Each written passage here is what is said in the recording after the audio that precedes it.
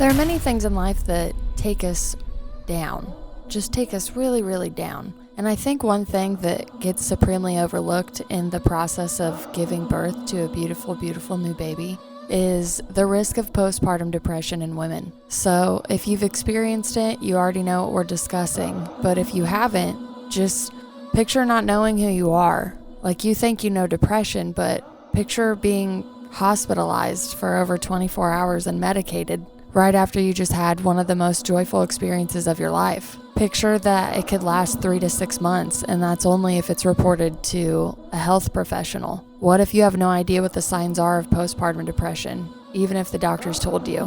What if you don't prepare yourself? Today we're going to intertwine suicide and postpartum depression. Lisa's coming on to share with us in our safe space today, and I'm very appreciative for her vulnerability of this story. Stick with us, friends. We love you.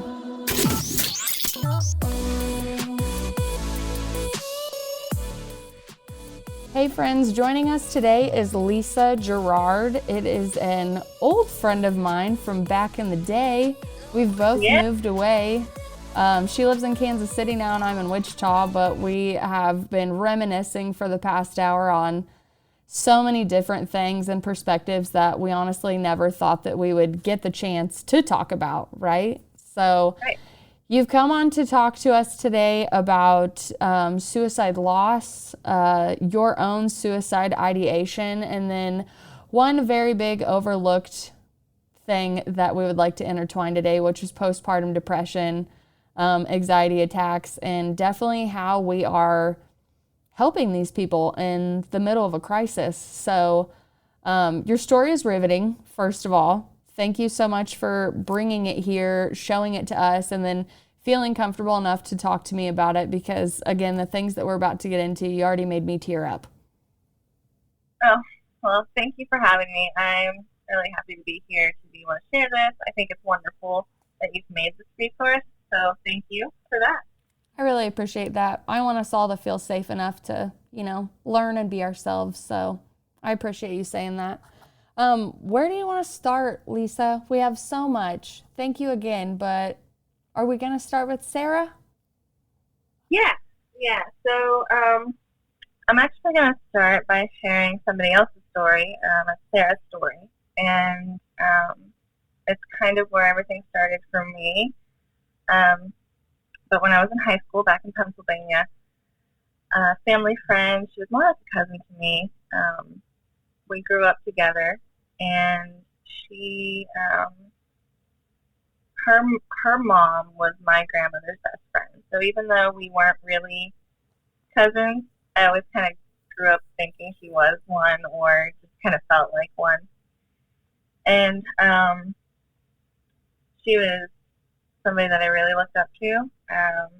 She had, her parents would have these big parties and we'd go out and play, and they had like this, I don't know, when I was little it felt huge, but there was this like wooded area that we'd go out and play in and be explorers and stuff. And then, as we got older, things kind of transitioned, and she would be like the older sister I didn't have. She was the first person that told me when she was wearing a bra. She was like, "Hey, I'm wearing a bra," and I was just like, "How's that?" When do I get my bra? And it was just, even though I only got to see her a few times a year, usually it was always like coming home. It was somebody that was as much my family as anybody else that's in my family. And when she was 15, she was experiencing some cyberbullying. And there was, I'm sure there was other things, I don't think it was all just the cyberbullying, but that definitely played a huge part into it. And she took her own life when she was 15, and I was a year younger than her, so I was 14 at the time. And I found out after basketball practice, I was doing basketball tryouts, and I told my mom the wrong location of the tryouts, and so she pulls up and she's late. She's really late because I told her the wrong place. So she went to a different school, and where I lived, everything's very spaced out. So it takes you forever to get from point A to point B. And so she gets there, and I think she's frustrated with me. And I was like, Mom, I'm sorry. I made a mistake. And she's like, it's not that. And I'm still sitting in the car, and our neighbor was in the car with us too. My mom was picking us both up, and she tried to make conversation, and my mom she's like eerily quiet. And then all of a sudden she said, did you hear anything at school today? At another school? Did you hear any rumors? And I was like, no. And she said, well, I need to talk to you about Sarah. And I was like, what about Sarah? She said, Sarah took her life last night. She shot herself. My world changed right then and there. Like, because I didn't think that was possible. That wasn't something that I could conceive as a reality. My 14-year-old brain was not comprehending what my mom was saying. And my neighbor sitting in the back seat, and I remember she puts a hand up on my shoulder, and she's rubbing my shoulder, and I'm just sitting there going, what? And it was at the cusp of, when you're 14, everything seems so dramatic. And in that moment, I realized all the drama in my life up until that point meant nothing. I saw a very real side of really what the songs, the emo songs we were listening to, and at 14 years old, everything seemed, up until that point, everything seemed so important and so, I don't know, dramatic, I guess, for lack of a better word. And then in that moment, I'm sitting there in the car, and I'm like breathless. I can't. Suddenly, all the things that I was listening to in those songs, they were a reality. And I started feeling pain from somebody else. I think it was my first real experience with empathy at that deep of a level, is how bad did she have to feel to get to this point. And from there, I kind of made it like my mission to make sure that nobody ever felt that way again. And so that's kind of where it starts for me, because losing her and seeing the aftermath of, what it did to her family and friends, and knowing how much I ached and how hurt I was by missing her. I never wanted anybody to, I thought she must have felt 10 times worse than this to reach that point. Like, as bad as I'm hurting now, she had to have been hurting worse. And, it became very personal to me. I spoke with her mom this morning to make sure I had permission to share her story. And, the one thing that she said that she just wanted everybody to know is that they didn't know. There was no warning signs like we think we are supposed to see. There was no, there was nothing there to say, hey, this is going to happen. And I think the reason that I wanted to come on this show and start talking about these issues is largely because no one's talking about it, and maybe if somebody had been talking about it, then maybe she wouldn't have felt that isolated. Maybe somebody out there isn't feeling themselves right now, and maybe they can reach out and not have the same ending. Well, you bring up a lot of really good points. I love that you reached out to Sarah's mom to make sure that you had permission for her story, and that your mom was able to even give us a little more insight into, hey, like, I know we have hotlines. I know, we're all like, hey, there's a suicide hotline. There's this, there's that. Wear this ribbon. Here's this t-shirt. But at the same time, we're all 100% still struggling with understanding why these people individually take their lives, no matter what national hotline is out there or what help is out there. So she brought up the worst part about it is we all know it's out there. We all know it's prevalent. But for her being like, we don't know why she did it, and we didn't have any warning signs, it truly shows how capable us that humans are hiding those things that kill us the most. And I don't think that we do it maliciously. I think we don't, at the end of the day, we don't want our loved ones to hurt as bad as we are on the inside. And that's why I specifically call it the Robin Williams, because, you go out of your way to make people happy, to make them feel good, to make them feel so loved, because you would never want them to feel that way. And my heart goes out to Sarah's family for sure for everything that they've been through. But not to get morbid by any means, but say like I just came across this podcast and I'm pretty sure I'm going to do it tonight. And the only thing that's stopping me is obviously knowing that, who's going to find me, or, what are the lasting effects on my family. Can you give us a little more insight into, what are the lasting effects on you just for how Sarah impacted your life? And now, I mean, we're in our 30s now and this doesn't go away. Like, it's still, like, she's still here. You still want to know why. Right. And, come October 4th, I will still cry. I will still mourn her. I will still, that's the lasting effect, is that how do you think that you're going to kind of become numb to it, but you don't. And every time you hear the word suicide, whether it's talking about actual suicide or not, you can be at a football practice and someone says, oh, they're doing suicides, and I will think of her.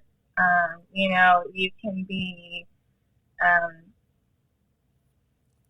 one time I was at work and somebody said, they're like, yeah, I'm trying to sign up for this job of suicide, and I almost had a complex over it. Like, I was just like, am I doing that to myself right now? It's because it really did kind of incite this. I was afraid to talk about it. I didn't want to hear the word. I didn't want to, I just wanted to make sure people didn't feel that way. Mm-hmm. I just wanted to avoid the subject altogether because it felt so painful for me, and seeing how painful it was for everybody around in that moment, it was immensely painful. I don't have a word to better describe it.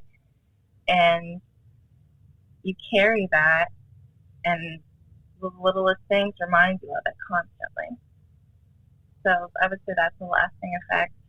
And then also just really wanting to, I felt like I had somehow become immune to ever having suicidal thoughts or to ever feeling that way, because I had seen on the other side what other people go through when somebody takes their life. And I thought, if I can just stop that from ever happening to somebody, if I can just be that lifeline for somebody, like, my purpose in life will be fulfilled. Like, I truly believe that I had to be like that. It was a personal mission, and I took a lot on that wasn't mine to carry, trying to be the person that made everybody else better. So that was also something that I would say I took from it. So do you think, obviously, with suppressing everything that had happened after it had happened, and obviously still being triggered by the word, that was an underlying cause of the anxiety disorder that you developed later on in your teens and early 20s? Yeah, absolutely. So that was probably like the precursor. And then, because I was 14, and in about 17 is when we get into anxiety, right? Yeah. So, yeah, I mean, I would say that's probably the best way to put it, is that was definitely something that stayed with me through my teenage years, that ended up taking on more and developing an anxiety attack when I couldn't start keeping up with it all. Mm-hmm. If that makes sense. It definitely makes sense. There's a root cause for everything that we go through, and one of the best things that I've recently read on a random meme was thank your triggers for when they show up, for they show you where you are not healed. And, on like a mild trigger, like driving by a Brahms and wanting crinkle fries and ice cream, but I'm going to go home and, eat my nutritious stuff that's going to, be good for me. Like, those are like mild things, right? They're like mild triggers where you're like, hey, I did not stop and get those that day. But when these triggers that we're talking about come up that really just try to uproot some very deeply rooted trauma in us, and you feel it rising and come up, and you're like, no, go back down. And I feel like that's obviously a big one. Like, there's no way it's not tied to the anxiety. I'm not going to say it's like the full-blown thing, but that, that's 3 years of teenage development. And I know what it was like to be a 14-year-old girl, and then still go through the 15, 16, and 17 year. Having that start, cataclysmic is the best way that I could describe. Yeah, especially, I think I've always kind of been somebody, even prior to all of, even prior to my teenage years, I was very much somebody that kind of took care of others. And, I was the big sister, and I was usually the friend that was trying to make everybody happy and the peacemaker, and, and then adding kind of this self-diagnosed responsibility of being the person. I felt like I had to take on the negativity of somebody else so that they would feel better. And I had a lot of friendships that weren't really friendships because I was, I think what you're trying to say is you're an empath, and before you realize you're an empath, you were doing what all other empaths do, which we all have empathic tendencies, but I do believe there are people that are just like called to serve to healing like that. And in your younger adolescent years, I'm the same way. Like, if you see it in somebody, you hear it in somebody, like, you put your cape on. And when they call, you go. That's what you do. You go help. And you'll go suck the poison out of them. But later on in life, you learn how to not put the poison into yourself. You really, you gotta learn transmutation and fun stuff like that. But the earlier years that you're talking about, I hold my heart for you because I was the same exact way. I always wanted to just be kind of like a refuge in a safe place. My friends would come stay with me. My friends knew that, nothing bad was going to happen to you there. And it wasn't like, now it's like wholesome. Like, I want you to be safe. I want you to be comfortable. What's your favorite cookie? What's your favorite movie? Like, how are we going to get through this? Back then, it was a lot more rough around the edges of like, my friends would call me and their boyfriends were being mean. And I would be like, okay, like, do you want to keep the boyfriend and get back with him, or are we broken up? Because if we're broken up, I'll be happy to step in, Right. And there are always like so many like hero moments that I can think of where, now with, going through a self-love journey and realizing you are consistently abandoning yourself to still help other people, and then this instant gratification you get, or this weird gratification you get from helping people, it doesn't fill the parts of yourself that you're not working on. Exactly. But I know that I have lived far more neuroplastic years of my life believing that like I was put on this earth to literally not give a shit about myself, but as long as all of the ones around me weren't suffering, I was the same way as you. I'm like, I don't want to lose anybody. Suicide has been a heavy topic in not just my life, but around me and my family's. And I couldn't fathom losing anybody. And I still don't know if I will lose anybody, right? Because we never really know. It's just a constant struggle. But I actually recently lost a friend within the last few weeks. And we had talked within the last year and a half. And I was just scrolling through Facebook and I saw his obituary. And like, I thought it was an absolute joke because this kid is bright. And he's a Robin Williams. He's going to go out of his way to make sure that you're not in pain and you're not this and you're not in that. And he wasn't working on himself. He was trying, but it wasn't working. And there were so many other factors that I won't go into. But for me alone to get pulled back into how I knew him, because now I know that he's gone. I know that he just couldn't take it anymore, and he decided to leave. And I'm not mad. I have an extreme amount of compassion for anybody on the suicide spectrum, I guess you could say. But I just sat there, like, I looked at my husband and I was like, I have to go outside and just like sit on the porch, like just for a minute. And he's like, okay. I didn't tell him what had happened. I was like, I just need a minute.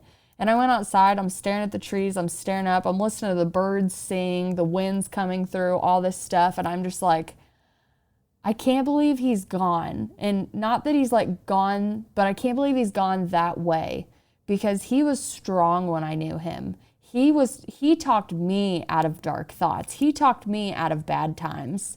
Like, we really were like there for each other in those moments. And still, as I'm talking about it right now, I just still can't believe that, like, he's gone. And I'm still processing it. And I mean, I guess I'm really thankful that we're doing this series now, but never in a million years did I think that one of my friends would actually end their life while I was in the middle of recording a suicide series for awareness, in hopes that none of my loved ones would ever even think about ending their life. Yeah, how's that for full circle? Like, what do you call it? You know? That was almost a circle of life. That's not what I was going for there. Yeah, and I mean, really, my heart goes out to his family and everybody, but it really brings home, like, why I really want to pull apart your story and how did Sarah's family feel afterwards, because I wasn't his direct family member. I'm kind of like you in the story, right? Like, I know the impact you had on my life. I didn't see you a lot. I have these memories with you, but you're not supposed to be gone, and you're certainly not supposed to be gone that way. But again, I have a extreme level of compassion for you. So now I'm like, I was driving my kid to daycare the other day, and I started talking to him like he was in the passenger seat, because I believe that he was. I was like, there's no way if you passed away that you're not coming to say hello to me, because better come say hi. Yeah, there's just no way. Like, go figure out what you're doing up there, but come sit in my seat, bud. Come tell me what the other side's like. That's the only way that I can kind of like be happy about it, is I could literally picture him just being like, oh shit, I didn't mean to do that. Hold on, take me back. Like, he would just be like that guy. So yeah. There's my morbid tree branch, but I'm still floored by the news. I can't imagine, especially being right in the middle of the series. Yeah, how's that? Yeah, I mean, you just never know. And I mean, that's the thing that Sarah's family said. Like, she didn't leave a note, and we don't really know. We know that these things happened in her life, but other than that, we know that cyberbullying, had played into it. Somebody, actually the night before, had been online. This was back when, AOL Instant Messenger and all of that was popular. And I think through one of those, I guess they weren't apps at the time, but I don't know, one of those apps. Yeah, what are they called back then? I don't know. They were just AIM or... Yeah, like chat rooms. Are you talking like MSN Messenger and stuff like that? Like little messengers. Yeah. Talk about? I think they were actually still just called computer programs at the time. Are we that old? Yes. So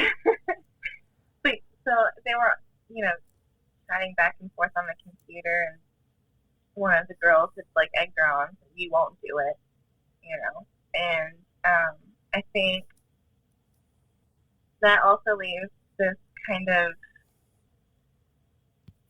if we just knew better, or if that girl had just known better then, would things have turned out differently now? If we had been having these conversations about why you don't say things like that. Yeah, even if I look like I'm having a good day, how do you know that I just like don't want to go home and kill myself? And because you were literally the biggest bitch to me for no reason. Right. Like, you're the one that actually pushed me over the edge. I know that I made the choice, but yeah, it really goes back to that thing of you have no idea what anybody's going through. So, like, be And nice. yeah, and so much of that was unmonitored, and so much is unmonitored today. And we are inundated with information. And so this is something that I feel like Sarah was on. We're sitting here debating what they were called, even computer programs or apps. It was that long ago, but it really wasn't that long ago. And technology has moved so fast in so much time that how she was feeling then, I can only imagine that with the amount of information that's available now, good and bad. And maybe if I think why it's so important to me to talk about Sarah and um, her story was because not only did her parents not know, or not only were there no warning signs, but we don't really pay attention to how much information we absorb. And if one person's telling you to go through with something that horrendous, and you're already going through this pivotal time in your life where, you're 15 years old, she was taking out class reins and going to volleyball practice, and she was a normal kid. She was a good kid. She was a good student. She was my role model. She was somebody that I looked up to, and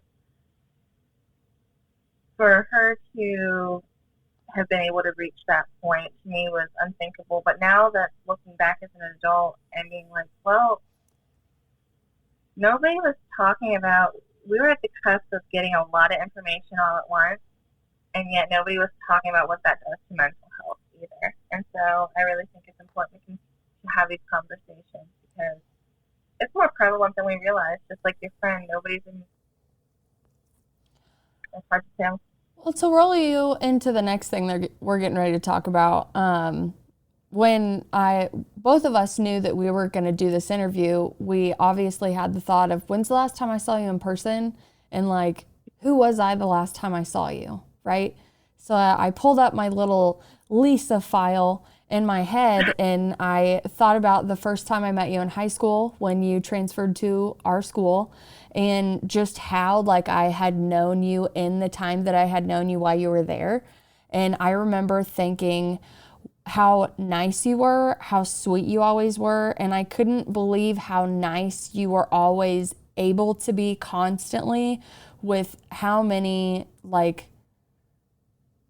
I don't even know how to say it, just like, I don't want to be like negative, but it's just like that bitchy high school culture, the competitive, like all of that. You were always so nice to everybody. And later on, I find out that you have a crazy anxiety disorder that I had no idea that you even went through at the time. Because again, I was just like, she's so sweet, she's so nice, Sweet and nice to me means put together, because I have a little bit of a rougher, more sarcastic exterior. Like, I might love you and I might bite you. I don't really know.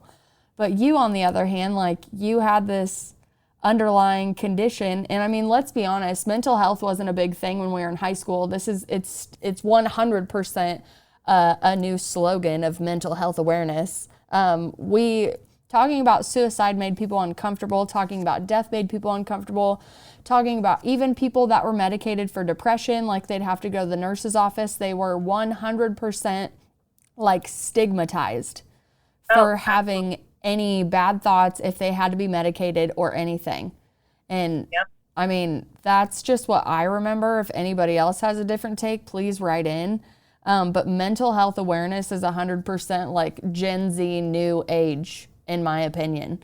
Because when I was younger, I mean, we didn't talk about it. And if you had an outburst where you're like, I just want to kill myself, you're just like, we don't talk like that. No, we don't do that here. Like, and that's, like, yeah, I mean, there's your counseling. Yeah, no, that, absolutely. We didn't talk about it. I know that I would mention it once in a while, if somebody would make a joke, or if they're like, oh, I'm going to go kill myself or whatever, I'd be like, dude, that's not funny. Like, I was always like, no, that's not funny. Because I had lost somebody to suicide, and very hurtful to hear, but also like that's not something to joke about. And that's the only time you heard about it growing up. That's how you talked about it. It was a joke. Yeah, it was It morbid, was morbid sense of humors to do that, which I know I can honestly claim even in my younger days to just be like Jim Carrey dramatic about it, like, oh, I'm just gonna kill myself, I swear. Like, but you're right, it's the same thing that you brought up with like the emo culture then. We were all singing about suicide, but it was really happy.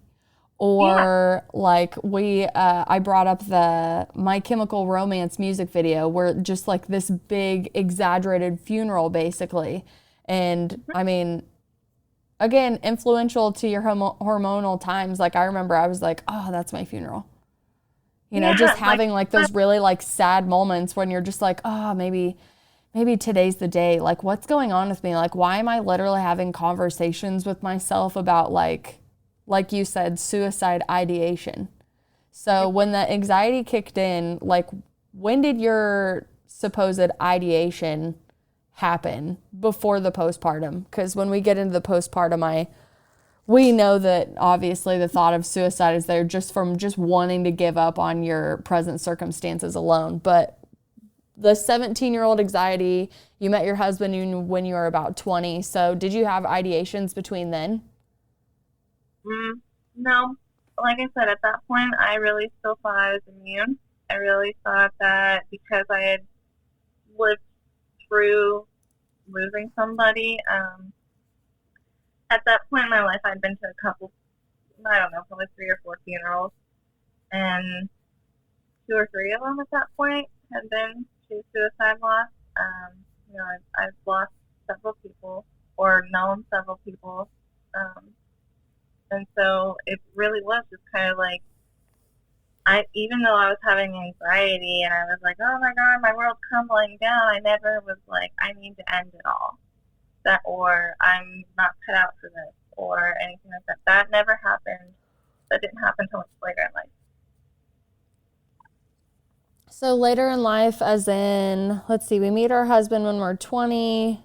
Is that where we want to start the next part of the story? Yeah, I mean, so my first big like mental health episode, I would say, I mean, from 17 to like 20, I knew I had an anxiety disorder. I had been diagnosed with an anxiety disorder, but that meant nothing. It was just obviously like when you mean 17 to 20, sorry to interrupt you, are you meaning like you're rotating medications to find what actually works out for you per Western medicine? Or were you on the same medication? No, at that point I wasn't on medication at all. They just diagnosed me with generalized anxiety and sent me on my way. Really? So, yeah, they didn't give me any medicine. But I think a lot of that was when I went in and I was going in as a minor, I had my mom in there with me, and my mom's like, let's not jump to medicine. So I think that was the only reason I didn't get put on medicine right away. Okay, that makes sense. But then when I was 20, I met my husband. We were working together, and then I ended up having an anxiety attack at work where my chest, I thought I was having a heart attack. I was like, I'm 20 years old and I'm going to die of a heart attack. It was that physical. Like it hurt, physically hurt. And I was like doubled over, and I felt like I couldn't breathe, and I don't know what brought it on. To this day, I couldn't tell you what brought it on. I just had a very physical reaction to something. And anyway, somebody at work ended up calling an ambulance, and I went home that night. They just gave me, I think it was Valium. That's what they gave me the first time. Right. And then they sent me home, and I slept for like 12 hours or something like that. And they gave you a big Valium. Yeah. Yeah, sorry. But from there, I went to see a doctor, and I was put on a daily medication, and that's when I started going through trying to figure out what works and what doesn't work, and the ups and downs of different medications, and that continued until pregnancy. This is the part that hurts my soul. Oh, sorry. I had to get a drink. But yeah, so I went through, I think, 5 or 6 different medications in probably 3 years' time. My head is spinning for you thinking about alternating between 5 or 6 different medicines for my mind in just a 3-year span, especially like tree branch, right? When I went to the hospital when I think I was 19 and, got no diagnosis, just kind of a faulty integration system. And he put me on medicine. I just remember feeling so lost. And I didn't really know if this was going to help me, but I didn't really know what else to do. Right. And then when I found just the term neuroplasticity and I started reading about like how our brains form habits, addictions, and all of this, and I realized that these pills were coming in to do my job for me, then I still felt like controlled and limited, like I wasn't going to be the fullest potential of myself. This is my personal journey. I don't want to trigger anybody that actually takes medicine. This is just what I went through. I was just like, I've already been through so much. I've already fought through so much. I don't understand why I feel like these pills are going to control my mind. And, after they gave me one of the weirdest concoctions I've ever had in my whole legal life of taking any sort of drugs, I took 2 pills that the doctor prescribed only one other person because he said that the last guy went crazy. He said, so yeah, if anything's wrong, if you feel like killing yourself, just come to the ER, we'll get you taken care of. Which, I assume means that they like put you in a padded room and detox you. I don't really know because I never did it. I went home and I took the pills and I was null and void. I did not exist in my body. If you shot me, I would have been like, that's okay. We'll just get the blood cleaned up. It's fine. Like I had never been so scared of a drug in my life, honestly. And I couldn't believe that a doctor gave it to me, for one. And then 2, basically the banner on the bottle was, if you feel like killing yourself, like go to the hospital. When I already came here before, because I'm pretty sure that like I'm starting down that dark path of like, I don't think I care enough to figure this out. So within a week of throwing the pills down the toilet, I had a friend give me a bag of shrooms. And then within an hour, I'm talking to Jesus Christ about how this is illegal and that shit that I just threw down my toilet is legal. And we talked about so many amazing things, but that was like my first like real spiritual experience between like dealing not only with like the things in your mind, but just really breaking away and realizing that there's more to this suffering than just the physical westernized version of mental health suffering. I think there's a spiritual suffering that we're all realizing that we're all coming into individually. And I think that also needs to be spoken about too more, because it's not just always about like, oh, I hate my job. I hate this. I hate this. This is why I'm like, there's something going on in your soul. And these depressions and these triggers and this big red button in the back of your head of fuck it. It's just telling you like you're going the wrong way in some aspect of your life. I'm not trying to take away like chemical imbalances and the science behind it and just like go strictly woo-woo for people out there. I think there's a blend of spirit and science that needs to come back into mainstream medicine to actually heal all of us that have these thoughts, whether we want to act on them or not. And someone who, still is struggling and coming to terms with how anxiety has really shaped your world and how you want to get out of it, I know that you're in a very strong part of your journey at just realizing all of the things that have happened to you to kind of shape the way that you act today. Right, absolutely. We really do need to take a more holistic approach to medicine. Like you said, yes, science is great, and the spiritual side of things is great. Combining them is where we're going to see the most healing, though. I believe that. So anyways, I like that you kind of went off on that side note there. Tree branch, yes. Back to you, darling. And I think it's important, as well, that we need to definitely take a different approach to medicine, because as we were saying, I was going through trying different medications. And of course, okay, so while this is all happening, I'm like turning 21 and I'm partying and I've got all this other, and now I've got these substances, like 1 minute on Paxil, or I don't even know all the names of them. And then I'm going out for a night of partying, and then the next day I'm supposed to be changing my medication, and my body was a wreck from it. And then we jumped straight into, I turned 23, I got pregnant, and they said, stop taking your medications. It's not okay for the baby. And I just stopped cold turkey. And that's hard. I mean, that's like, there was real withdrawal there. There was real, like, jitters and cold sweats and actual very physical, and I was like, what did they have me on that all of a sudden I can't take but this? Also, like, what are you and your baby going through this, like, detox of your medicine while you're pregnant? Like, what's this sending to your baby? Yeah.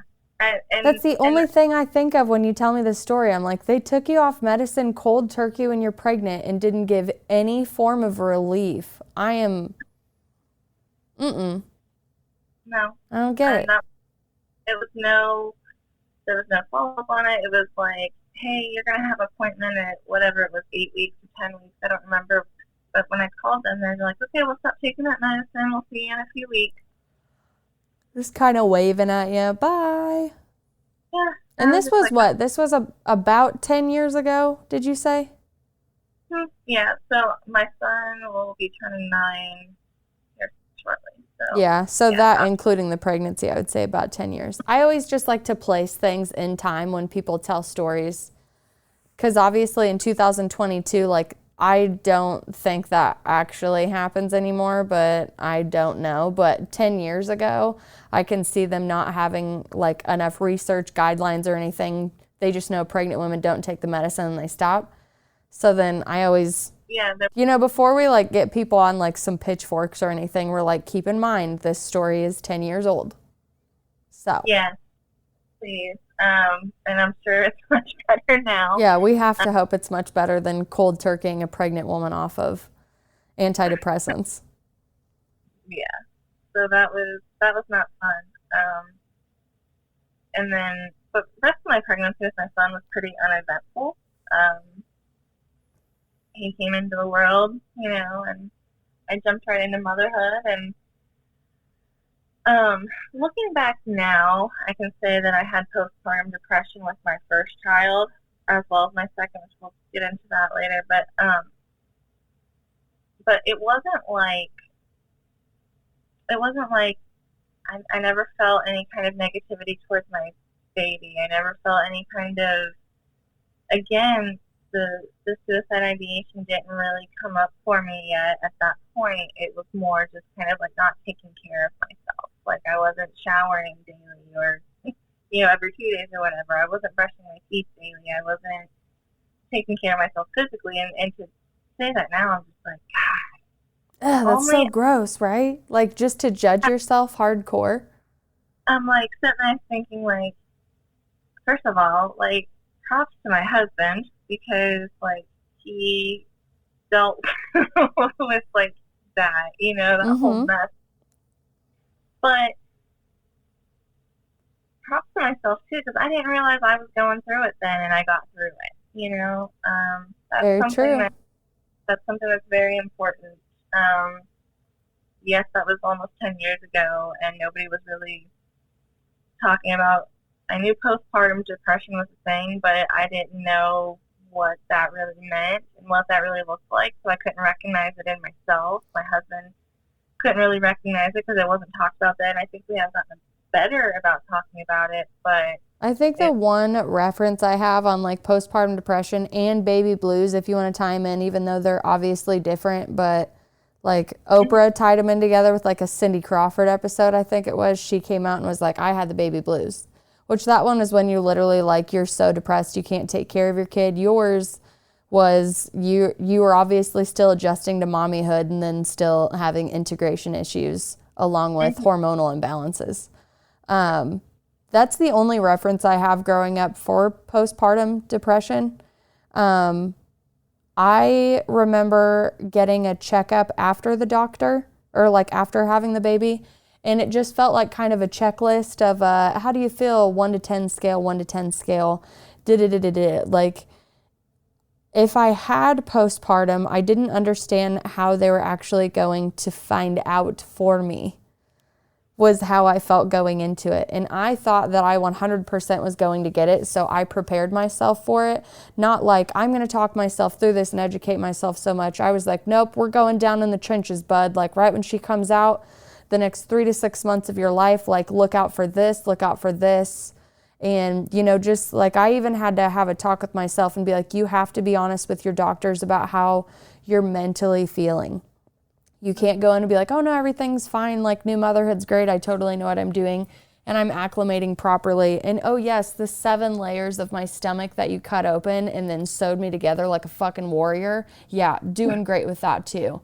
I love it. Yeah. Like when am I having another one? Like pregnancy in America is so freaking amazing. Look at my post body. Look at all the weight I lost. Look, I have abs back. Like none of that shit happened, by the way, if you're listening, but just the facade of pregnancy and how literally I just said 7 layers of my skin were cut open. Me and along with every other woman who had a cesarean, we were sewn up and then they shoved a baby on our boob and they're like, welcome to motherhood. It's totally normal. This is totally normal.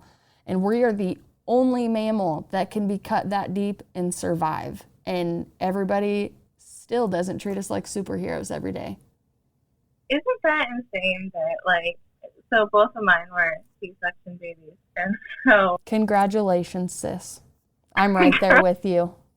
Girl, I thought the first time it wasn't so bad. The second time, I was just like, is my body really doing this? It is.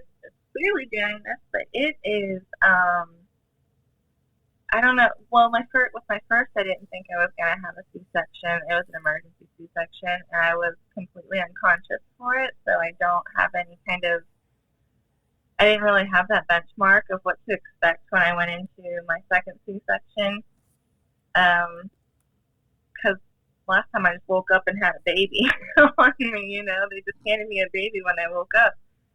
My husband was, you're the one that's been in my stomach this whole time? Exactly. Wow.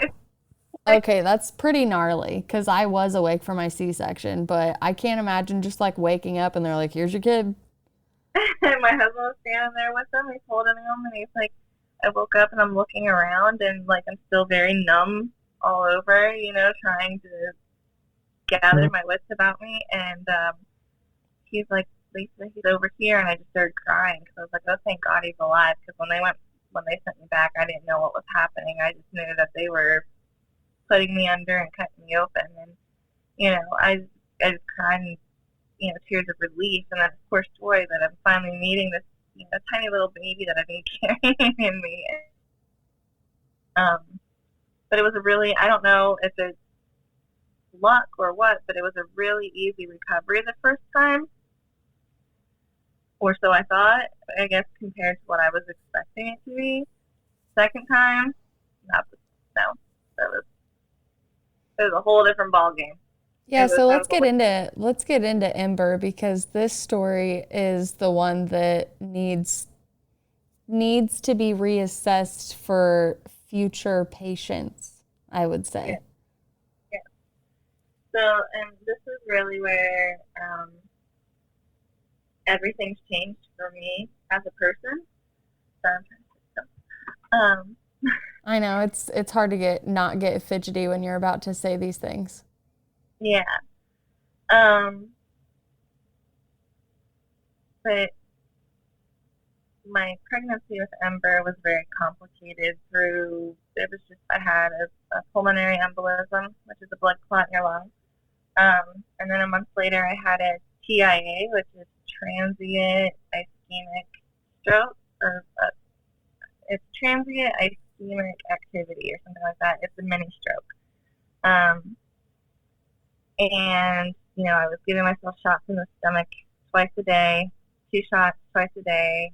I was, had a lot of problems with breathing, which obviously plays on anxiety. And, of course, I'm pregnant, so I can't take anything for it. At that point, I knew there was medication available. I just chose not to take it because I didn't want any kind of withdrawal symptoms for the baby. I approached medicine very differently the second pregnancy after realizing how I came off of it with my first pregnancy wasn't the way it was supposed to happen. I approached it very differently with my second pregnancy. And then I have a condition where I feel like I can't breathe, and that's a very real kind of trigger for me for anxiety. Was like, even though I knew I was breathing and I could put that pulse ox, the pulse ox little, finger thing that reads and tells you what your oxygen level is, I had one of those that I would check compulsively to make sure that there was enough oxygen in my blood because I just constantly felt like I couldn't breathe. That made for a very difficult pregnancy. And then I had Ember. I got the screening too, the check, yes or no, if you feel this way or that way, or scale 1 to 10. I knew that I was going to struggle with postpartum. I knew what to look for this time around. I knew that I had struggled with it with my son. Hindsight 2020, I was able to look back and see that that's what I was dealing with when I was, felt like everything to keep up with my son. It was, postpartum depression. And then I came at home with a script for medicine. I knew that I was going to take it. I was going to be fine. I was approaching it, like you said, kind of full head on. And when she was 3 months old, I actually ended up having a nervous breakdown that sent me to the hospital.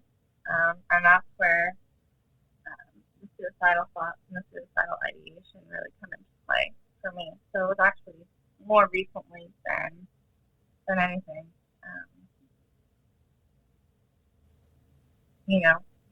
Almost 20 years, it seems to me you can be immune to those thoughts and realizing you're not. That's a hard hit to take.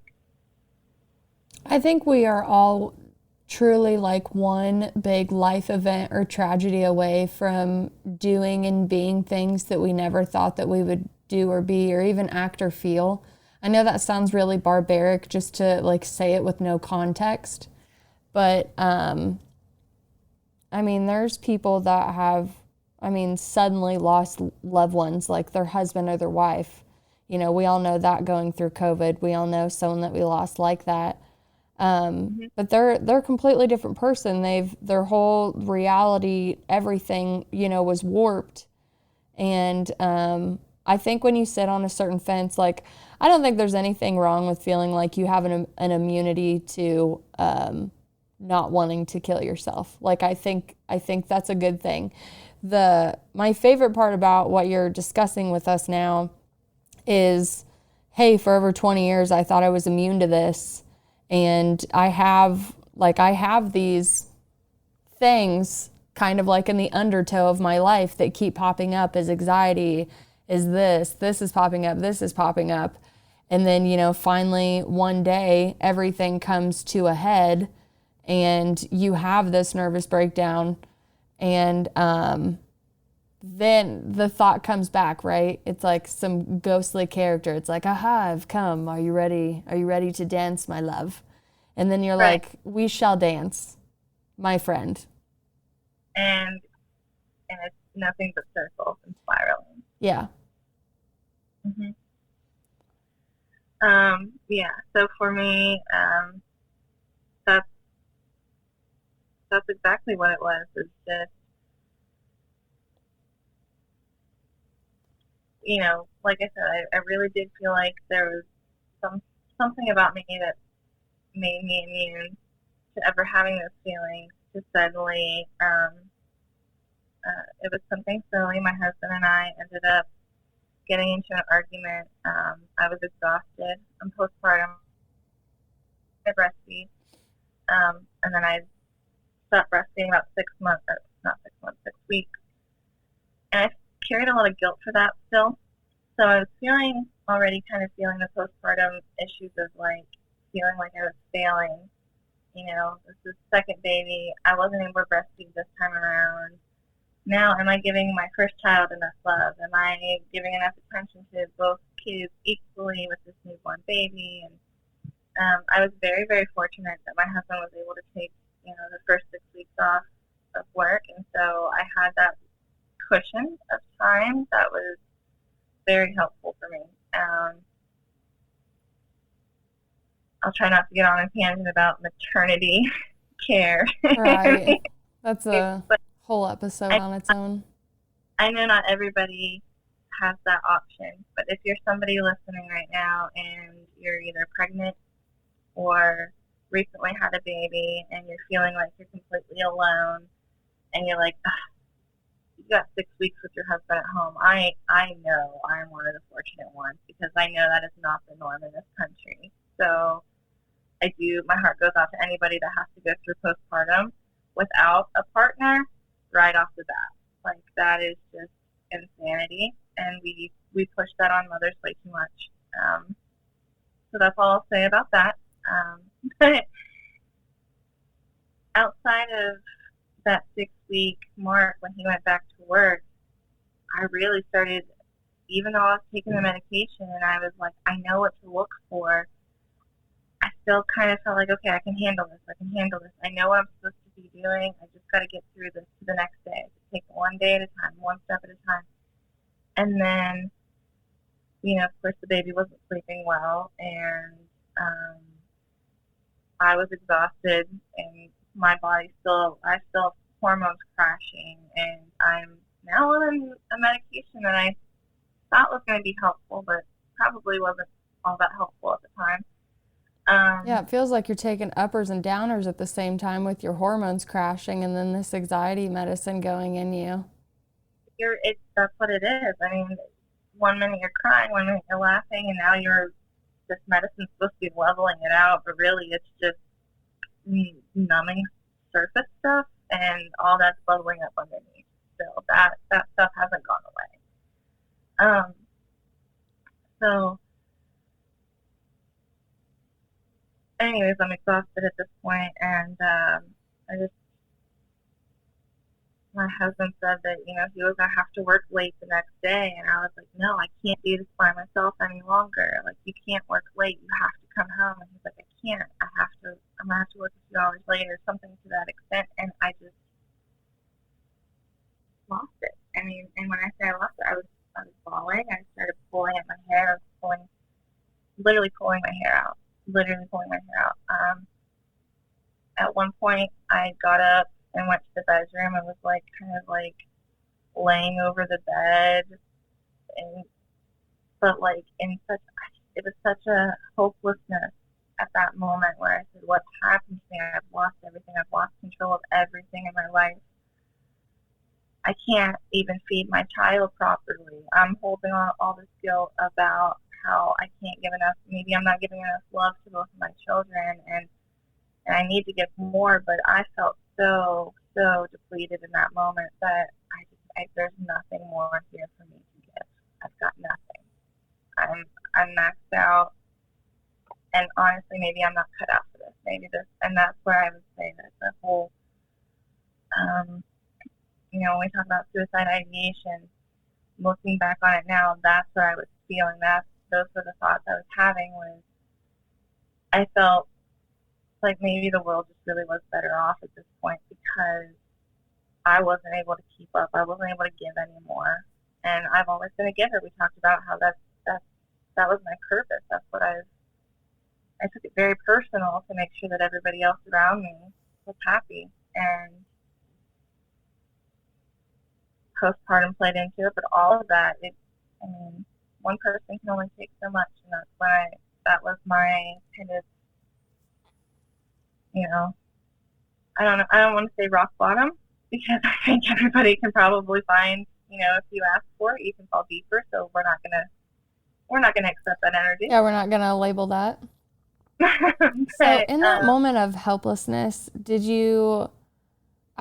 obviously you didn't think about that now, but do you understand Sarah more now when you feel that hopelessness that hit you that time? Like when you're like, how bad could she have actually felt in her own personal experience to obviously make the decision that she did? But do you have that perspective even more now after feeling like literally like the worthlessness on top of loneliness, on top of all of the, bad vibrations that none of us want to feel these days? Yeah, absolutely. She, I kind of already had it in my head that she had already probably felt terrible. Like I said before, I could take my pain and imagine that she had felt so much worse to reach the point she had. But it's a whole different ball game when you're on the other side of the fence and you're the one that's feeling that way. And you're like, how did I? But oh my God, there she is. And I guess it was a different situation because she was 15 and I was older, but really, the medical, our hormones and the medical effects, I essentially was going through a different kind of puberty like she was at that time, the hormones. And so there was definitely that correlation too, where it was like on top of all of this outside pressure and inside feelings and hormones just, and going crazy and nobody really treating that correctly because we're not talking about it. And then we weren't talking about it, and now we're just kind of like, oh, do you have postpartum depression? Here's a pill. I can definitely look back and say that she had to have been so scared, and that's because that's the one emotion that comes out for me the most that I never really considered her having before was the fear that comes with it too, and just being really afraid of your own feelings and your own thoughts. That is a wonderful thing to highlight. So do you feel like finishing that last story? Because I know it's pretty heavy hitter. Yeah, no, we can. Which one? What do you mean? So you're pulling your hair out and you're laying on the bed. You're having, suicide ideation is coming to you where you're like, now I understand. No, I'm not immune. Yeah. I am capable of feeling the thought of maybe I should just give up. And not necessarily like I'm a burden, but like they would be better off without me. He can actually just like figure out how to take care of the kids besides having me around and having these outbursts, these quote unquote outbursts, right? Yeah, absolutely. So, this part, if I cry, I apologize. You already made me cry like 3 times already, so please join in on the tears. So I got out of the hospital that night. They said, okay, you're not a threat to yourself anymore. You're not a threat to anybody else. You can go home. But while I was in the hospital, I didn't know I was going to get to go home up until they said I can go home. Like, there was this whole span of time of I had no idea what was being said about me outside there. So basically how it went down is pulling out my hair, I'm crying, I'm unable to stand, I'm hyperventilating. My husband called my mom, and he was like, I've tried everything I know to do. She's a, I don't know what to do. And my mom said, it sounds like you need to call an ambulance. So he did, called 911, and 2 EMTs show up. Well, first a police officer showed up, and then 2 EMTs. They ask me all these questions, you know, and they decide, you know, okay, you're probably safe, so let's go to the hospital and get you checked out. So before I even really left my home, they're like, okay, this happened for a reason, but we can recognize that you're calmed down now. Like, never once was there any kind of like, I never gave them any, I knew well enough to not give them any reason to, I guess in my mind, even though I had this nervous breakdown, I was very untrusting of the system of it all. Well, we've seen movies how people just like freak out and get thrown in straitjackets, or they have like these big burly men like come up out of doors and like one person has a syringe. And we have no idea if this is just Hollywood or this actually happens when someone is about to like legally take over your mental state for at least a 72-hour hold. Unless you know, go through it, you have no idea if what the movies are actually doing or anything is actually true. So the only thing that you have to go off of is you're like, I know that they could come out and do this, or this, so be on my best behavior.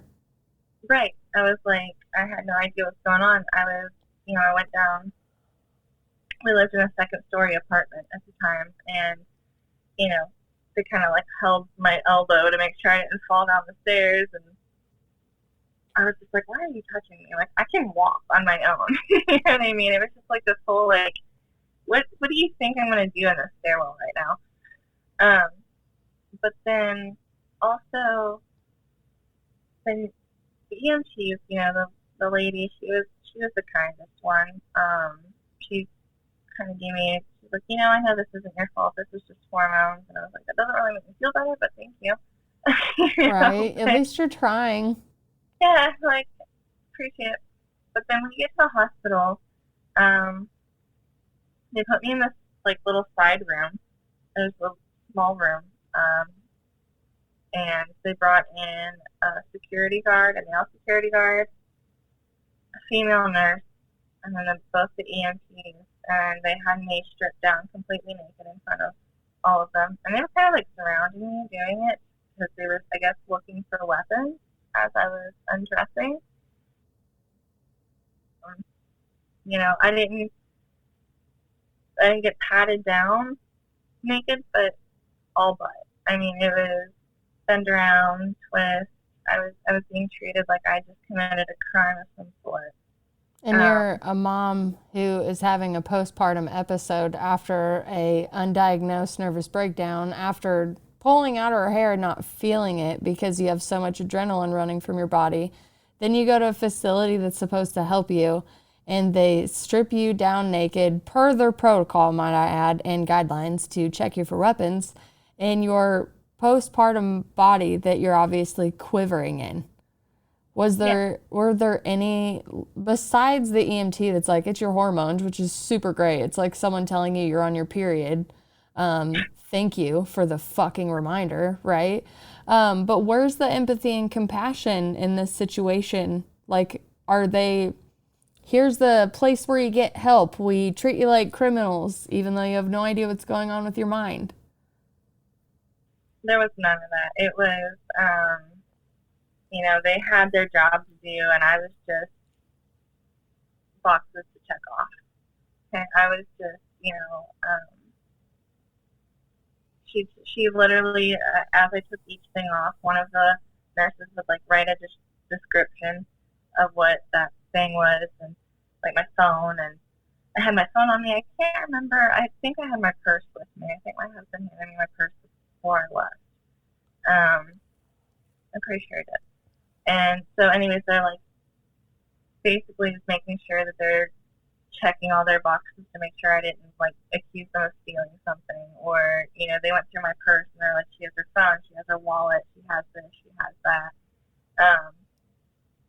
Went through that, and then each article of clothing, and then they gave me the gown, put me on a gown. And mind you, this was November in Michigan, so it's fucking cold. Like capital F, F. Worse. First of all, if you're a snow person, Michigan's your place. If you're not, don't go there. so horrible. And I was freezing. Like, I just remember feeling on top of this horrible experience that I just went through. I'm like actually shivering from being cold too. And they give you this little tiny thin blanket. So they put me in a gown and a pair of socks, and they take me to another room. They walk me through this hallway and take me to another room. The EMTs leave. I've been calmed down at this point for a good little while. I'm not gonna try to guess how long, but you know, I was talking, holding conversation, answering their questions, giving them whatever information they wanted. Not acting like a criminal. Not acting like a criminal at all. And I sit down and I look around this room, and like the TV is behind plexiglass. It's like this little kitty remote that has like the bubble buttons. You know what I'm talking about? Yeah. Like, so I pull out a button and get a spring under it or something. I don't know. I mean, I think about this room, like, still to this day. I'm just like, are you helping or hindering? You know? Yeah. That's what I would go back to over and over. It's such a horrible environment. You've got this cold room with these fluorescent lights, and they've made it very, you know, clear. And I look at my surroundings and I get sick to my stomach because I'm just like, suddenly everything's kind of catching up with me. Like, the adrenaline's kind of subsiding, and I'm processing everything that's just happened in the last couple hours, and or the last hour. I mean, this all happened really fast. And I go to get sick. I get sick to my stomach, and I go to throw up and realize I don't have a garbage can. Like, they didn't even give me a garbage can. So I tried to hold my vomit until I could get far enough away from the bed. I ran across the room, and I was like keeping over in the corner of the room on the floor. I didn't have anything else to keep in. Yeah, like what else are you supposed to do? There was a sink there, but it had like a almost like a tray or something over it that was latched on, and there was like a little hole where the water could go down, but you couldn't, like, I guess because they didn't want you filling the sink and trying to do something. Obviously, yeah. I mean, again, you're basically in a holding container for, we don't know if she's going to harm herself or others. So, yeah, you don't have many options right now. I'm surprised it's literally not just like a whole padded place. With the fact that you said bed surprised me. Yeah, well, no, there was, I mean, if you want to call it, yeah. There was a 2-inch thick mattress. Okay. I'm like, it's a podcast. We got to picture stuff. So you say bed. I'm like, you don't get a trash can or a sink that you can drown yourself in, but you have a metal bed. Nope, it's a 2-inch mattress on the floor. Got it. All right, back on track. Okay, so yeah. So now we've got, you've got nothing that you can actually do much with. My question. You go into this room after already going through the traumatizing evaluation that you went through. Do you have any idea when you're going to get out of this room, or if you're going to get out of this room? No, I thought I was leaving that room to a holding. I thought they were going to send me to a facility. At that point, I'm looking around, I'm thinking, maybe this is just, the transitional room, because, maybe they're going to take me somewhere else. But I had no idea when I was getting out, if I was getting out, what was going on and being said about me outside the room. There was a social worker that had called and talked to my husband before she ever came and talked to me. That makes zero sense to me. I mean, she wanted his account of what happened, which I get. It's the one that had to call the ambulance, who was the one that, had to go through it too. But I was the one in the hospital. You should probably come talk to me first. Right. I would think. I don't know. But no, she came in and she said, well, I spoke with your husband. And I was just like, is he here? Like, he is supposed to be at home with the kids. There's snow on the roads. Like, don't take my kids out in the car. I said, no, I called them. It's like, oh, you're like, cool. Nice to meet you. Yeah. Which, I mean, I know in a different situation that protocol is like 100% necessary. I guess with yours, the one that I guess it shows that the guidelines and the check boxes don't really fit everybody, because even though you had to go get checked out, you still seemed like of sound mind by the time you were talking to people. And then even before you even got in the holding, like, again, it's not like no straitjacket needles, nothing to like calm you down or anything. So your story shows a really good example of how like maybe these guidelines really don't fit everybody, even though everybody's walking in for like some mental health thing. Because you're right, and you're, in my opinion, alone. In your situation, I would have came and talked to you and then called your husband. Right. And honestly, I feel like that's probably how it should have been handled, but it really wasn't the end of it. That doesn't bother me as much, They had to speak with him anyways. I think it was just looking back now, the principal is like, I didn't even get the decency of being talked to first. Yeah. I didn't even get the decency of telling them how I was feeling in that moment, or I was just sitting in a room isolated, completely isolated, not knowing what's going on out there, and nobody aside from coming and getting vitals, and they're saying the doctor will be in with you in a minute. I think I saw the doctor if he was in that room 2 minutes, I don't know. I don't even know if it was 2 minutes. It was like it was a checklist. It was a checklist. He kind of went through and he's like, oh, okay, well, he seemed to be doing better now. And I was like, define better, but of course I'm not going to say that. Right? Yeah, right. Yeah, whatever I have to say to get out of this facility. So what are the steps after that? So then I get home that night. So like I said, it was Michigan and it was snowing and the roads were getting bad, and they asked me how I was supposed to get home. And I said, well, my husband's at home with the kids. He could come pick me up, but I really don't want him to bring them out if they don't have to. I said, oh, well, we can provide transportation home. And I was like, oh, perfect, great. So about 40 minutes later, the cop came and picked me up to take me home, because that's the transportation home's a police officer. Interesting. So I was like, okay.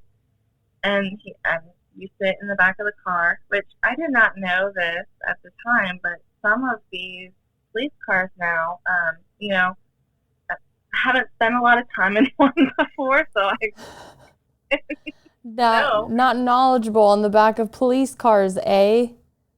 Yeah, well, no, I don't make a habit of it anyway. But I thought there was, still the metal bars that separated the back seat from the front seat or whatever. No, it's a metal box. It was an SUV, and it was a box that, I'm a 6-foot woman. Okay, I'm tall. You know I'm tall. And I just had a baby, so I'm at one of the heaviest weights I've ever been. And I've got this metal box, and I'm literally squished. Okay, I'm trying to give you a visual, and we're doing audio. Okay. You're hilarious. No, I didn't know that they were like this anymore, because I am like you. I do not frequent the back of cop cars. Right. Yeah, it's not something that I wake up and I'm like, how am I going to get back there today, folks? Right.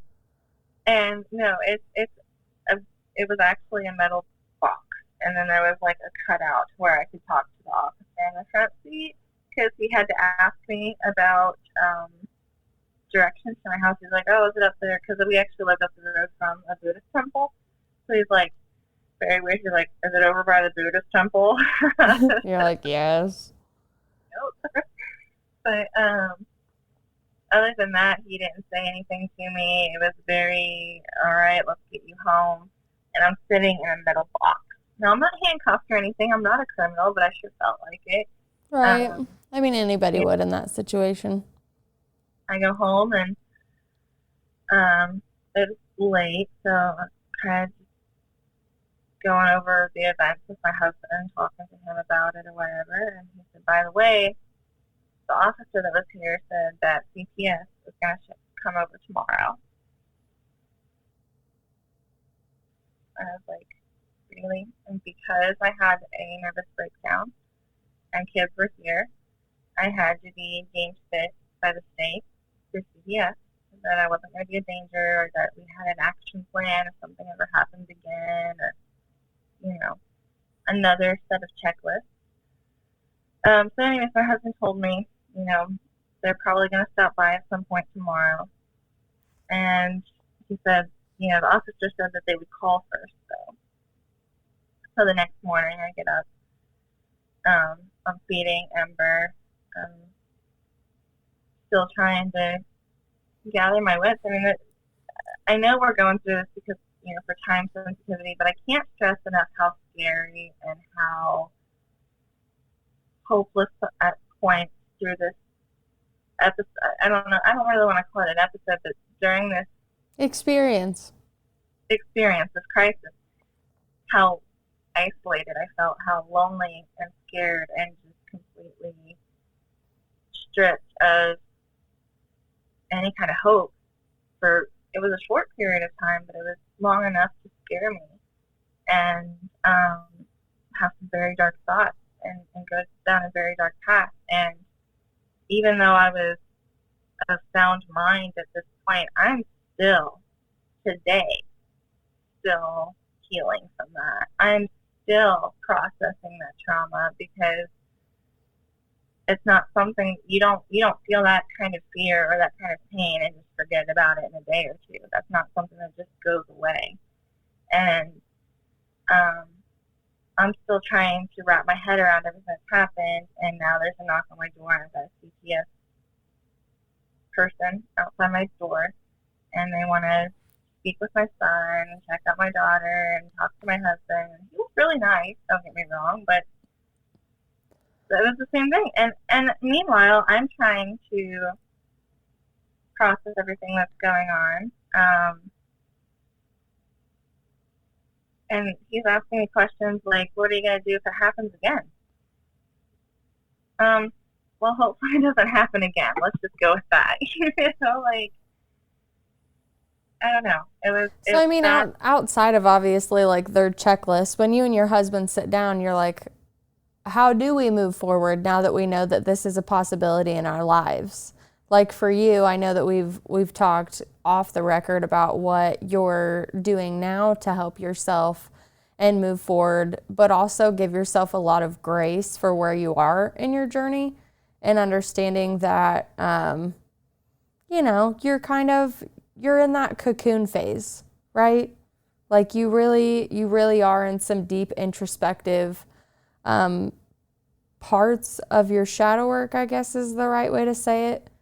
So, like how do you combat that? Because obviously, talking to me, I'm always going to bring spirit into it, but do you feel a blend of spiritual work and obviously stuff with your physical presence coming into play with each other? Absolutely. This event catapulted my own spiritual healing. It put me in a place where I realized, what I was doing wasn't working, and that I still had a lot of unprocessed trauma. I started doing inner child healing, which, it's funny. My best friend Carla, she also tried to take her life, and so also, during all this time, I had a best friend that had been through this, and I reached out to her, and I was just like, what do we do now?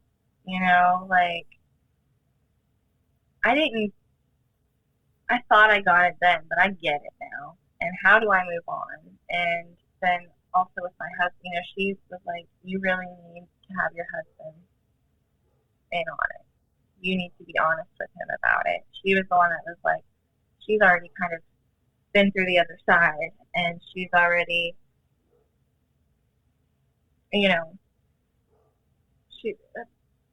she had her issue, I won't say issue, she had her event, I think it was probably about 10 years ago, so she's, past the healing. She's well healed now. And she says, you have to be honest with your husband. And so, you know, after like the CPS worker left or whatever, and my husband and I are just sitting here talking about what happened and how we go forward. One of the things that I was very adamant about, and I'm still adamant about today, is making time for that spiritual healing and making time for that just reflection, you know. Do you journal a lot? What's that? Do you journal a lot? Yeah, I used to. I haven't recently. Mm-hmm. I do a lot for my shadow work, and I separate my notebooks out based on like what version of myself I'm supposed to go into. But I have a story that actually popped up in my head that I forgot about that you actually brought up when your friend's advice said you have to share it with your husband. When Landon and I got together, I never really talked to him about a lot of the stuff in my head that I've been telling way too many people on Spotify. And, you know, when we got together, we obviously knew that there would be about like a year or two where we're just trying to figure out how to like live together and, you know, what do your farts smell like? And, you know, do you flush? Do you pick up your socks? You know, like that, you know, beginner stuff. And I knew that I had this like little friend of mine in the back of my head that would come visit me and be like, okay, like, are you ready to come dance, you know, with me? And I think it was like 2 years into it, maybe. I mean, I've had like a couple little outbursts and, you know, that's just who I am. I'm very passionate at expressing myself. But like you, I had like a bunch of stuff in my undertow. And, when we moved in together, he had a gun in the closet and he showed me where to use it, how to use it, where the bullets are, where it's kept. Like, hey, if an intruder comes in the house, this is how you do this. Like, I grew up on a farm. I know how to use a gun. So I was just very appreciative that he had that intruder plan. And I've lived in a house with guns before, and I always believed, you know, the easiest way out would just literally go grab one and do it. Especially when I was younger, I was like, just get out, right? So just like things were crashing down on me. I definitely think it's just like the tower moment in my life where all the things that were false needed to fall. But obviously like the ego in me, the person that had built this whole life up, this whole facade, was like, no, I refuse to let this down. This is my identity. This is me. And I started having, I mean, literally just like a divide of myself is the best way I could decide. And like you said, I had a fear of my own emotions that were pumping through me. At the time, I didn't really feel like I had anybody to talk to, just because, I mean, you went to high school with me. I'm a very passionate person. I was just born passionate, and I love speaking passionately about things that I love, or it used to be things that pissed me off, but I've changed my tune. But at the same time, like, I still had like this darkness in me that would like almost call to me almost. And I thought that I had just kind of like put that baby to bed. Like I had a whole new life just like you. I was like, I'm kind of immune now. Like I've figured it out. I used to struggle with it. Now I don't. It's totally fine. And whatever just kind of like snapped in me. I just, I didn't really know what to do. I couldn't call anybody and just say, hey, I'm starting to have thoughts of suicide again. Because like they didn't know how to hold the space for that sentence. They just knew how to react. And I didn't need someone to react. I needed someone to hold space for me. And since I had lost that soundboard, I had to walk up to my delightfully just even-keeled, always chill, never panicked husband who's never heard this come out of my mouth. But I guess he was my boyfriend at the time. I should take that back. Or fiance. I think it was a fiance. And I was like, hey, I'm just having some really like dark thoughts. I haven't really figured out where they come from yet. I was like, but I had an episode like this when I was younger, and I actually had to have somebody like take the gun out of the house that I was living in. I'm like, so while I'm still strong enough to ask for help, I was like, I need you to take the gun out of the house. And again, he's not knowledgeable or educated on how to really react like this. And he's just like, I don't understand like how you have these thoughts and why you feel this way. And I was like, I don't really understand it either. I just know that I need the gun out of the house. I think I'll just feel like I'll feel safer knowing that I know that it's not there. And I'm not telling you that I'm gonna pull the trigger. I said, but I'm telling you that I'm scared of the emotions in my body. And I just kind of want, like, I want that out of the house. And he goes, well, do I need to take the knives out of the house? Like, what else do I have to do? And I go, no, I would never kill myself with a knife.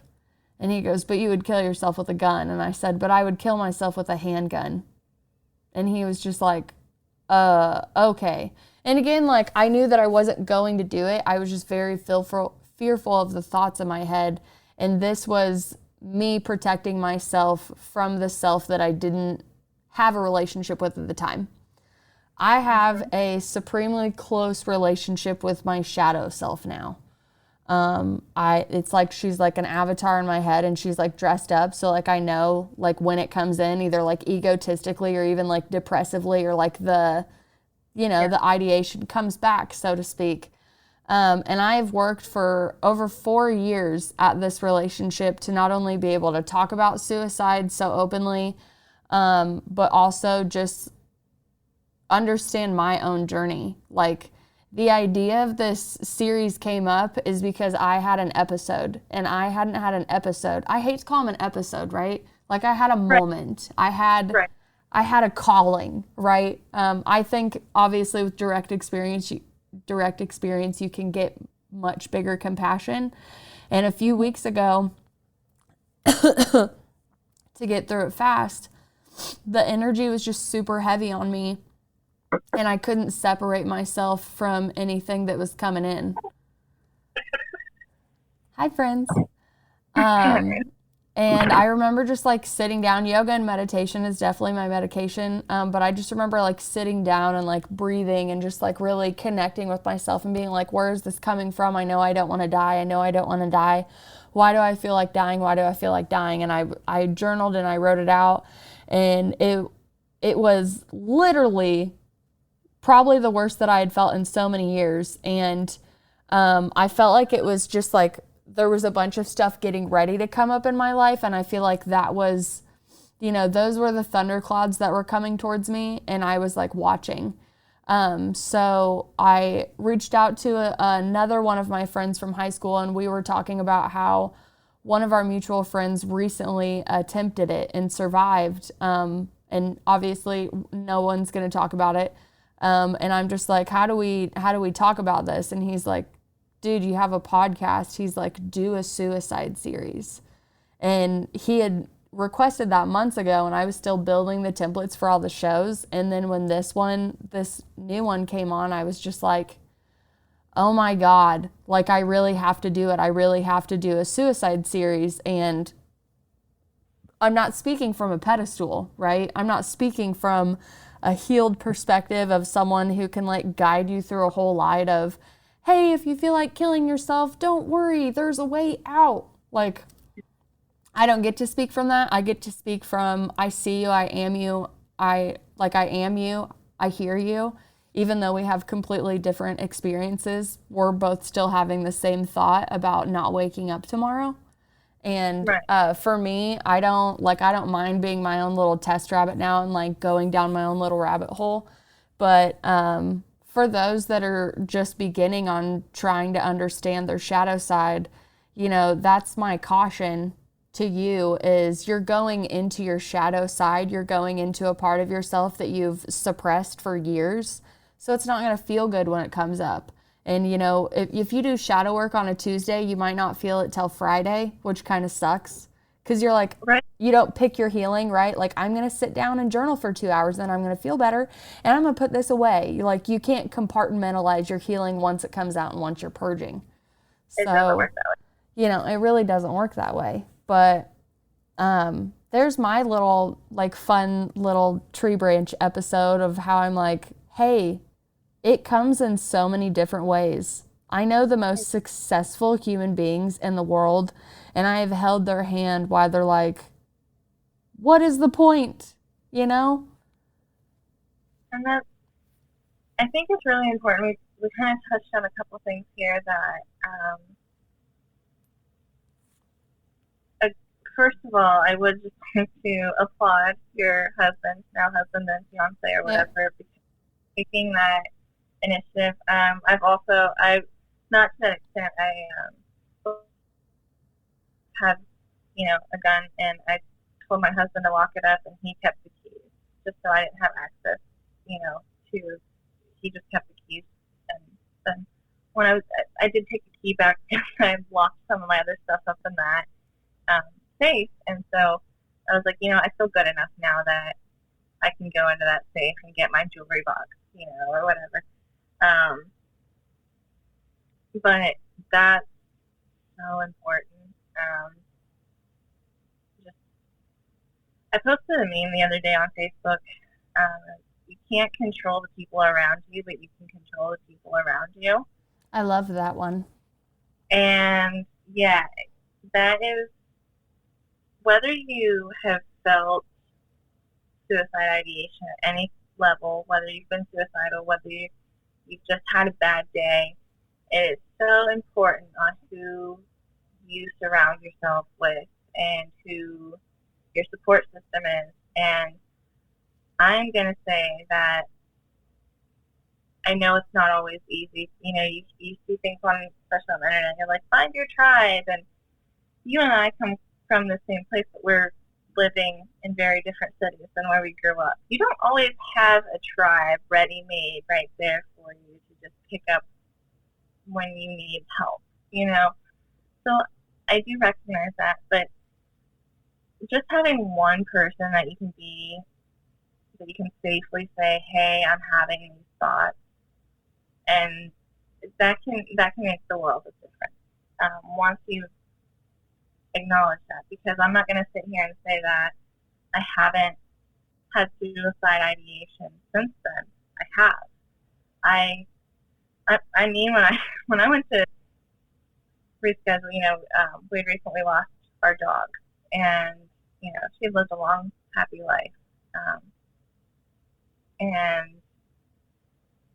but we had rescheduled our interview, and then life started happening, and I was like, am I really the right person to talk about this? Because I was like right in the midst of just feeling like I was losing it again. And I was like, this is exactly why I need to talk about it, because whether I feel healed or not healed, this experience is so common. It happens to so many people, and we are just not talking about it. And having a person that you can talk about it to, or having a resource that you can go to and have that kind of I get it person, or I'm here and you're safe with me person, is crucial. I really think that every person really needs to focus on having someone like that in their life, or a resource like that in their life.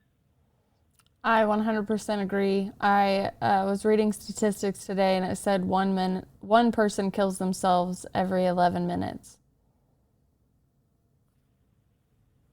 That's that. Yeah. I mean, it's not like we can save everybody, but I think the more that we talk about these things and we bring people on that are vulnerable, like are okay with being vulnerable enough and sharing this stuff, again, like it's taken both of us a lot of years to be able to share this story. So for someone that's listening and going through it right now, like don't feel like just because you don't want to share your story, it just shows that you have to tell your story until you're healed. You're going to cry a lot. There's a million healing modalities. For me, like I believe in karma and reincarnation. I've studied it since I dropped out of college when I was 19, and I just became like, my own little librarian. And karma and reincarnation make a lot of sense to me. A lot of the things that we go through as far as like life lessons and soul evolution, and it's so easy, especially going through all the spiritual work, to have the physical world just seem like it's all so meaningless. Like, why are we getting up and working and going back when, when the earth was given to us, everything was free? This doesn't really make sense. Who's doing all of this? And you start asking yourself all these questions, because you're going down a different spiritual path than what we originally grew up with, which is 100% a completely different episode. Right. But, you know, I say these things to like help and warn and like, hey, this is what I've been through so far with going down my own rabbit hole of introspection. And here's some warning signs, because this whole let me go find myself, it's not all love and light. It's not all crystals and yoga and, hey, what's my new smoothie recipe? And frickin' avocados are like my jam. You know, there's so much dark stuff that people aren't talking about. And I think it's important that people like you and me and anybody listening come forward and we start like dredging our subconscious, dredging the conscious memories that you think do not fit in with keeping up with the Joneses, because I think this is what the future is us sharing the truth. I think we're all done with the facade. We're all done with the BS holidays of everything's fine, let's take some pictures and move on. I think it's time to tell the truth. It's the age of Aquarius, right? Like, all this darkness has to come out. Right. So, what? I just lost my train of thought.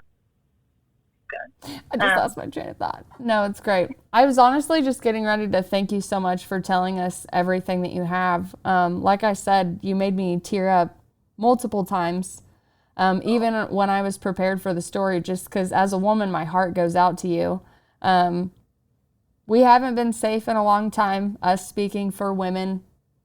We know this, and we're bringing it into the spotlight. And I think that you've brought up moments where things can definitely be looked at and a lot more compassion can come into play. And, you know, for me, being a mom has really opened my eyes. Absolutely. Especially to like the hurt and pain of like other women. Like, I am a woman's woman, and I wanted to be that when I was younger, and like now I am, and I'm like the biggest fangirl cheerleader of anybody that's doing anything with your life. If you woke up and you're like, oh my gosh, I just learned to post a meme to Facebook, I'm like, you are 96 and you are fucking rocking it, Martha. You get it. You know, like, it doesn't matter what you're doing. Like, the thing I've noticed lately is like what success is in our physical world and what progress is. It's not going to be measured the same in spiritual work. You don't get someone to walk up to you until you're healed. You know, just like your therapist isn't going to come up to you one day and go, hey, I think you're good. You don't have to see me anymore. You know, the pill you pop isn't going to go, not today, boss, you got it. You know, right. So this whole culture that somehow has been made to like, let's just shove everything under the rug. I think it's time that everything comes out under the rug and figures out how to live in the light with everything else. And, you know, I'm happy to be a resource. I'm happy you're here. And again, I just can't thank you so much for coming on and being so vulnerable. That's the point of this show. Yeah, absolutely. Thank you for having me. I'm honored to be here. You know, kind of mirroring what you said. If somebody can get some sort of relief at any capacity from, you know, my story or Sarah's story, anybody that feels like they're just struggling, especially mothers, please reach out. I mean, find whatever resource works for you. I did kind of want to throw in there one that I found was really cool, and I want to, if you guys are into meditation, I just found this really cool. Well, I found it a while ago, but it's called Insight Timer, and it's all free guided meditations, and that's a really good, helpful, I don't know, sometimes if you're just getting really worked up about something, I can't stop and say, I need to breathe and think.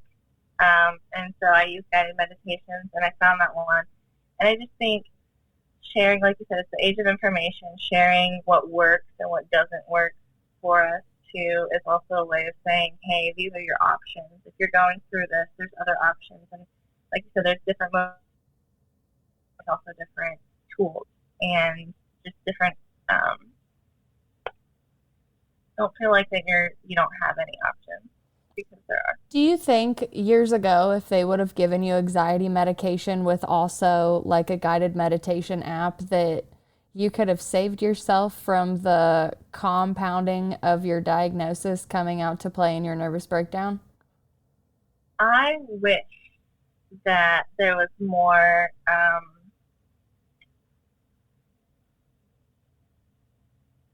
emphasis on, I don't want to say just Eastern medicine or whatever, but yes, I Like wish a there was blend more. in both. Yeah, Because the thing that haunted me the most about what you said was like, I don't have my pill, so I don't really know what to do now. So then I thought as like a mental health facility or something, I'm like, take your pill and we're not going to teach you anything else about how to regulate the emotions or anything in your body.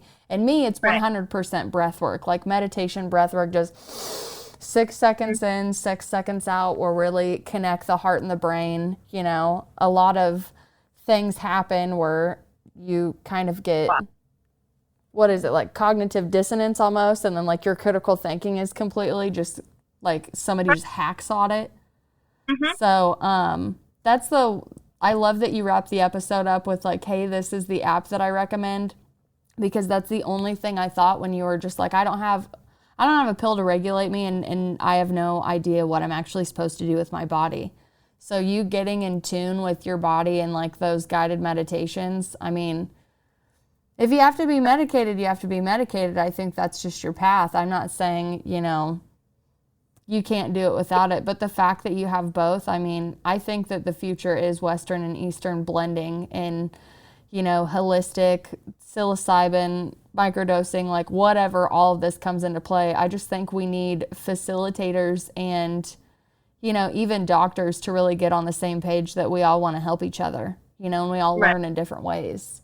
So I will definitely link Insight Timer down below, because I think that that's great. Do you have anything else that you want to say to anybody out there? I think we covered most of it. I'd just like to thank, everybody that let me use their stories. Yeah, especially Sarah's mom. I really appreciate the permission for her. Yeah. So thank you, Tammy and Dave, and thank you, Carla, for, I also got permission from Carla to use their stories as well. And just know that healing isn't linear, and it's a constant thing that you're going to constantly be doing, but it's worth it. And don't forget to enjoy life in the meantime. That's what you're here for too.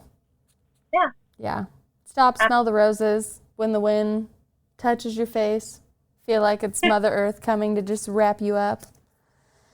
Well, I feel like today's song is really fitting too. Like I couldn't have probably fit a better song for this outro, is kind of how I feel. So my concert wife, Kate, and I went and saw Incubus in Wichita, Kansas at Wave a couple Octobers ago. And Drive and The Warmth came on, and both of them made me bawl my absolute eyes out. I actually had a resurgence of suppressed memories after this concert come out, and I had to go through like a very deep, like 2-week expansive journaling, trying to get all of these things come back. So I love music more than anything. I think that's just like known, and I should probably stop saying it every episode, but music's helped me heal 10 times more than like anybody on earth. And Incubus alone was one of the bands that I used as a healing modality at the time. I had like severe memory loss from that time, and then I literally just happened to be standing in front of them in Wichita, Kansas, and all my memories started coming back to me. So I chose Drive today from that concert. I'm pretty sure I'm singing in the background and it doesn't sound good, and I do not give a shit. I was crying. I was holding my concert wife, Kate, and I was holding my friend Karen Alex's hand, and I was just literally emanating so much love and understanding and peace, because I knew that somewhere out there somebody like didn't want to make it. And this song specifically makes me think of, really taking back hold of your life, finding your light, finding your purpose, and whatever tomorrow brings, I'll be there, and really making that promise to yourself, like, hey babe, we're going to get through this tonight. And when we wake up tomorrow, we got this. So here's my clip. And thank you again for joining me, Lisa. Thank you so much.